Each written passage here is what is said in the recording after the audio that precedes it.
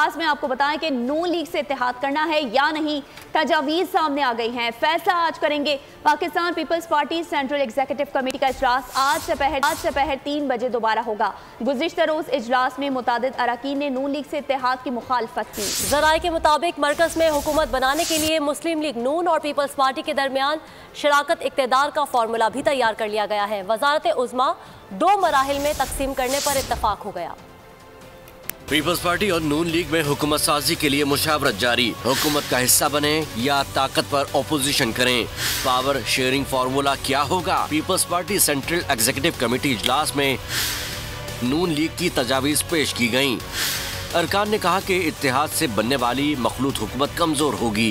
कमजोर हुकूमत का दोबारा हिस्सा बनना सियासी तौर पर नुकसानदेह होगा। ज़राए के मुताबिक मरकज में हुकूमत बनाने के लिए मुस्लिम लीग नून और पीपल्स पार्टी के दरमियान शराकत का फार्मूला भी तैयार कर लिया गया है।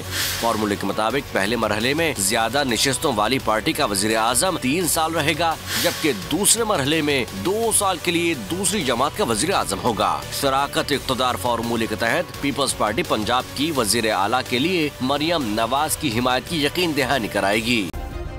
सब्सक्राइब करें और बेल दबाएं ताकि कोई खबर रह न जाए।